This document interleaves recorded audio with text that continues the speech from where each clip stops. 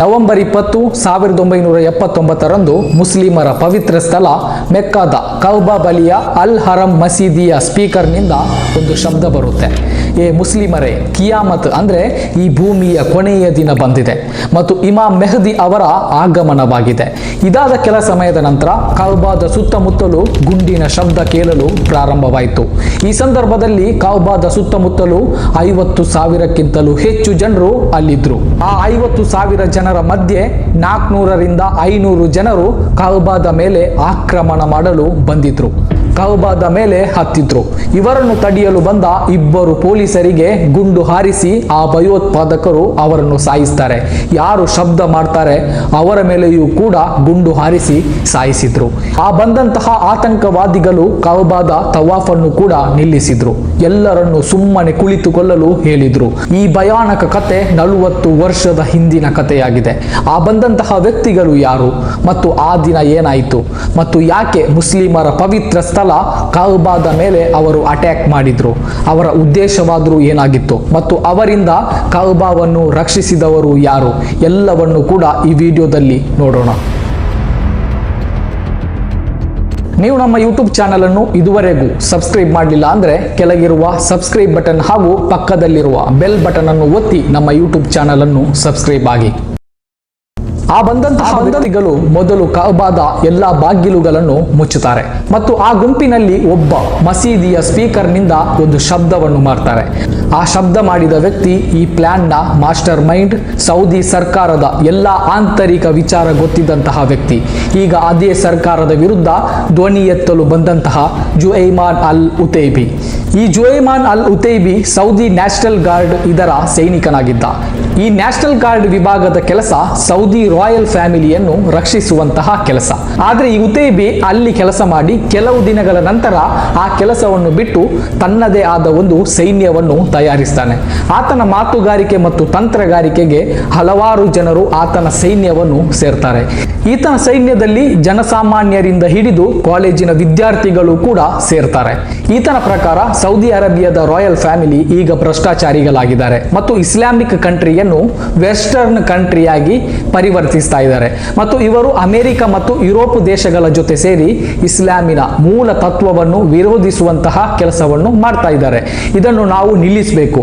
ಆದ್ರಿಂದ ಅವರಿಂದ ಅಧಿಕಾರವನ್ನು ಕಬಳಿಸಿ ನಾವು ಅಧಿಕಾರ ಪಡಿಬೇಕು ಎಂಬುದು ಅವರ ಪ್ಲಾನ್ ಆಗಿತ್ತು. ನೋಡಲು ಇವರ ಪ್ಲಾನ್ ಬಹಳ ಸುಲಭವಾಗಿ ಕಾಣ್ತಾ ಇತ್ತು, ಆದ್ರೆ ಈ ಪ್ಲಾನ್ ಬಹಳ ಖತರ್ನಾಕ್ ಮತ್ತು ಕಷ್ಟವಾಗಿತ್ತು. ಈ ಜುಐಮಾನ್ ಅಲ್ ಉತೈಬಿ ಈ ಪ್ಲಾನ್ ಅನ್ನು ಜಾರಿಗೆ ತರಲು ತನ್ನ ಅನುಯಾಯಿಗಳಿಗೆ ಒಂದು ವಿಷಯವನ್ನು ಹೇಳ್ತಾನೆ. ಅದುವೇ ಇಸ್ಲಾಮಿನ ಒಂದು ಚರಿತ್ರೆ. ಇಸ್ಲಾಮಿನ ಚರಿತ್ರೆ ಪ್ರಕಾರ ಭೂಮಿಯ ಕೊನೆಯ ಕಾಲದಲ್ಲಿ ಅಂದ್ರೆ ಕಿಯಾಮತ್ ದಿನ ಒಬ್ಬರು ರಾಜ ಬರ್ತಾರೆ. ಆ ರಾಜನ ಹೆಸರೇ ಇಮಾಮ್ ಮೆಹದಿ. ಇಸ್ಲಾಮಿನ ಚರಿತ್ರೆಯ ಪ್ರಕಾರ ಅವರು ಯಾವಾಗ ಬರ್ತಾರೆ ಅಂದ್ರೆ ಈ ಜಗತ್ತಿನಲ್ಲಿ ಅನಾಚಾರಗಳು ತುಂಬಿದಾಗ ಈ ಜಗತ್ತಿನಲ್ಲಿರುವ ಎಲ್ಲಾ ಅನಾಚಾರಗಳನ್ನು ತೆಗೆದುಹಾಕಲು ಬರುವ ವ್ಯಕ್ತಿಯೇ ಆತನ ಹೆಸರು ಇಮಾಮ್ ಮೆಹದಿ ಮತ್ತು ಅವರು ಕೌಬಾ ಮೂಲಕ ಬರ್ತಾರೆ. ಈ ವಿಷಯವನ್ನು ಇಟ್ಕೊಂಡು ಜುಐಮಾನ್ ಅಲ್ ಉತೈಬಿ ತಮ್ಮ ಅನುಯಾಯಿಗಳಿಗೆ ಹೇಳ್ತಾನೆ, ಆ ದಿನ ಬಂದಿದೆ, ಅವರು ನನ್ನ ಜೊತೆ ಕೌಬಾದ ಒಳಗಡೆ ಇದ್ದಾರೆ. ಜುಐಮಾನ್ ತನ್ನ ಅಳಿಯ ಮೊಹಮ್ಮದ್ ಅಬ್ದುಲ್ ಕಹತಾನಿ ಅವರನ್ನು ಇವರೇ ಇಮಾಮ್ ಮೆಹದಿ ಎಂದು ಪ್ರಪಂಚಕ್ಕೆ ಹೇಳ್ತಾನೆ. ಆತನ ಪ್ಲಾನ್ ಇಸ್ಲಾಮಿನ ಹೊಸ ವರ್ಷದ ದಿನದಂದೇ ಕೌಬಾದ ಮುಂದೆ ಇಮಾಮ್ ಮೆಹದಿ ಅವರ ಆಗಮನವಾಗಿದೆ ಎಂದು ಪ್ರಪಂಚಕ್ಕೆ ಹೇಳುವುದು ಆತನ ಪ್ಲಾನ್ ಆಗಿತ್ತು. ಅದರಂತೆಯೇ ಆತ ಕೌಬಾದ ಮುಂದೆ ಬಂದು ಈ ಒಂದು ಘೋಷಣೆಯನ್ನು ಮಾಡ್ತಾರೆ. ಇದನ್ನು ಕೇಳಿದಂತಹ ಆ ಕೌಬಾದ ಮುಂದೆ ಇರುವ ಕೆಲವು ಜನರು ಆತನ ಜೊತೆ ಸೇರ್ತಾರೆ. ಈ ಸಂದರ್ಭದಲ್ಲಿಯೇ ಕೌಬಾದ ಹೊರಗಡೆ ಸೈನಿಕರು ಈ ಭಯೋತ್ಪಾದಕರನ್ನು ಮಟ್ಟ ಹಾಕಲು ಒಂದು ಹೊಸ ಪ್ಲಾನ್ ಅನ್ನು ರೆಡಿ ಮಾಡ್ತಾ ಇದ್ರು. ಆದರೆ ಒಳಗಡೆ ಇರುವ ವ್ಯಕ್ತಿಗಳನ್ನು ಮುಗಿಸುವುದು ಅಷ್ಟು ಸುಲಭದ ಮಾತು ಆಗಿರಲಿಲ್ಲ. ಅವರ ಮುಂದೆ 2 ದೊಡ್ಡ ಸವಾಲುಗಳು ಇತ್ತು. ಮೊದಲನೆಯದು ಮಿಲಿಟರಿ ಸವಾಲ್. ಯಾಕೆಂದ್ರೆ ಜುಐಮಾನ್ ಮತ್ತು ಆತನ ಸ್ನೇಹಿತರು ಸಾಧಾರಣ ವ್ಯಕ್ತಿಗಳು ಆಗಿರಲಿಲ್ಲ. ಅವರು ಸೌದಿಯ ಮಾಜಿ ಸೈನಿಕರಾಗಿದ್ದರು ಮತ್ತು ಅವರು ಈ ಅಟ್ಯಾಕಿನ ಪ್ಲಾನ್ ಅನ್ನು ಹಲವಾರು ದಿನಗಳಿಂದ ಮಾಡ್ತಾ ಇದ್ರು. ಅವರು ಕೌಬಾದ ಕೆಳಗಿರುವ ಸ್ಥಳದಲ್ಲಿ ತಮ್ಮ ಬೇಡಿಕೆಯ ಎಲ್ಲಾ ಅಗತ್ಯ ವಸ್ತುಗಳು ಅಂದ್ರೆ ಆಹಾರ, ಬಂದೂಕು, ನೀರು ಎಲ್ಲವನ್ನು ಕೂಡ ಅವರು ಸಂಗ್ರಹ ಮಾಡಿ ಇಟ್ಟುಕೊಂಡಿದ್ರು ಮತ್ತು ಅವರಿಗೆ ಕೌಬಾದ ಒಳಗಿನ ಎಲ್ಲ ವಿವರಗಳು ಕೂಡ ಗೊತ್ತಿದ್ದವು. ಮತ್ತು ಎರಡನೆಯ ಸವಾಲು ಇವರಿಗೆ ಮುಸ್ಲಿಮರಿಗೆ ಧಾರ್ಮಿಕವಾದಂತಹ ಸವಾಲು. ಇಸ್ಲಾಮಿನ ಪ್ರಕಾರ ಕಾಬಾದ ಸಮೀಪ ಯಾವುದೇ ರೀತಿಯ ಹಿಂಸೆ ಅಥವಾ ಅಟ್ಯಾಕ್ ಗಳನ್ನು ಮಾಡಬಾರದು. ಈ ರೀತಿಯಾಗಿ ಅಲ್ಲಿ ವ್ಯಕ್ತಿಗಳ ಮೇಲೆ ಅಟ್ಯಾಕ್ ಮಾಡಬೇಕಂದ್ರೆ ಇಸ್ಲಾಂ ಪಂಡಿತರು ಒಂದು ಫತ್ವವನ್ನು ಹೊರಡಿಸಬೇಕಾಗ್ತದೆ. ಈ ಫತ್ವ ಸಿಗದೆ ಸೈನಿಕರು ಅವರ ಮೇಲೆ ದಾಳಿ ಮಾಡಲು ಸಾಧ್ಯವಾಗ್ತಾ ಇರಲಿಲ್ಲ. ಸೌದಿ ಅರೇಬಿಯಾ ಮುಸ್ಲಿಂ ರಾಷ್ಟ್ರಗಳಲ್ಲಿಯೇ ಶಕ್ತಿಶಾಲಿಯಾದಂತಹ ಒಂದು ರಾಷ್ಟ್ರವಾಗಿತ್ತು. ಜಗತ್ತೆಲ್ಲ ಈ ಒಂದು ಘಟನೆಯನ್ನು ನೋಡ್ತಾ ಇದ್ದ ಕಾರಣ ಈ ಪರಿಸ್ಥಿತಿಯನ್ನು ನಿಭಾಯಿಸುವುದು ತುಂಬಾ ಕಠಿಣವಾಗಿತ್ತು. ಅದು ಮಾತ್ರವಲ್ಲದೆ ಭಯೋತ್ಪಾದಕರು ಮಸೀದಿಯ ಒಳಗಡೆ ದಾಳಿ ಮಾಡಿದಾಗ ಸಾವಿರಾರು ಭಕ್ತರು ಆ ಮಸೀದಿಯ ಕಾಬಾದ ಮುಂದೆ ಇದ್ರು. ಹೀಗೆ ಜುವೈಮಾನ್ ಮತ್ತು ಭಯೋತ್ಪಾದಕರು ಕಾಬಾದ ಒಳಗಡೆ 2 ವಾರಗಳು ಇರ್ತಾರೆ. ಅದು ಡಿಸೆಂಬರ್ 4, 1979ರಂದು ಎಲ್ಲಾ ಧರ್ಮಗುರುಗಳು ಸೇರಿ ಕಾಬಾದ ಒಳಗಡೆ ಬಂದೂಕುಗಳನ್ನು ಉಪಯೋಗಿಸಲು ಅನುಮತಿ ನೀಡ್ತಾರೆ. ಅಂದ್ರೆ ಇವರು ಒಳಗೆ ನುಗ್ಗಿದ 2 ವಾರಗಳ ನಂತರ ಈ ಉಲೆಮಾಗಳು ಬಂದೂಕುಗಳನ್ನು ಉಪಯೋಗಿಸಲು ಅನುಮತಿ ನೀಡ್ತಾರೆ. ಇದರಿಂದ ಸೌದಿ ಸೈನಿಕರಿಗೆ ಧೈರ್ಯ ಬರ್ತದೆ.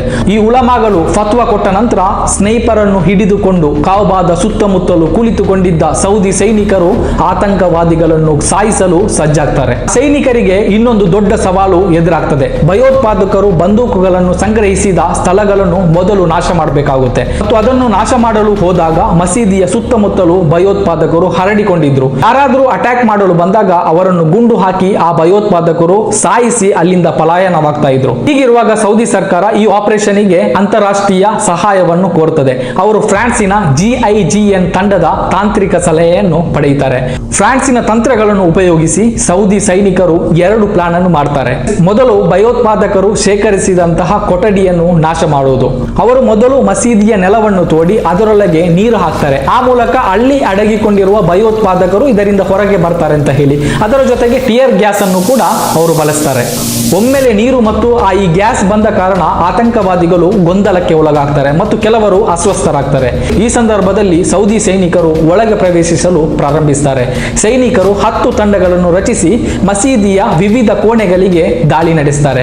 ಅಲ್ಲಿರುವ ಭಯೋತ್ಪಾದಕರನ್ನು ಹೊಡೆದು ಸಾಯಿಸ್ತಾರೆ. ಹೀಗೆ ಹಲವಾರು ಗಂಟೆಗಳ ಹೋರಾಟದಲ್ಲಿ ಅವರ ಇಮಾಮ್ ಮೆಹದಿ ಅಂತ ಹೇಳಿಕೊಂಡು ಬಂದಂತಹ ವ್ಯಕ್ತಿ ಈ ಒಂದು ದಾಳಿಯಲ್ಲಿ ಸತ್ತು ಹೋಗ್ತಾನೆ. ಮತ್ತು ಈ ಒಂದು ಪ್ಲಾನ್ ನ ಮಾಸ್ಟರ್ ಮೈಂಡ್ ಜುವೈಮಾನ್ ಅಲ್ ಉತೈಬಿ ಮತ್ತು ಕೆಲವು ಭಯೋತ್ಪಾದಕರನ್ನು ಜೀವಂತವಾಗಿ ಬಂಧಿಸ್ತಾರೆ. ಒಟ್ಟಾರೆಯಾಗಿ ಈ ಒಂದು ಘಟನೆಯಲ್ಲಿ 255 ಜನರು ಪ್ರಾಣವನ್ನು ಕಳೆದುಕೊಳ್ತಾರೆ ಮತ್ತು 560ಕ್ಕಿಂತ ಹೆಚ್ಚು ಜನರು ಗಾಯಗೊಳ್ತಾರೆ. ಸತತ 2 ವಾರಗಳ ಕಾರ್ಯಾಚರಣೆಯಲ್ಲಿ ಸೌದಿ ಸೈನಿಕರು ಯಶಸ್ವಿಯಾಗಿ ಆ ಭಯೋತ್ಪಾದಕರನ್ನು ಮಟ್ಟ ಹಾಕ್ತಾರೆ. ದಾಳಿಯ ನಂತರ ಸೌದಿ ಸರ್ಕಾರವು 63 ಉಗ್ರರನ್ನು ಸಾರ್ವಜನಿಕವಾಗಿ ಗಲ್ಲಿಗೇರಿಸ್ತಾರೆ.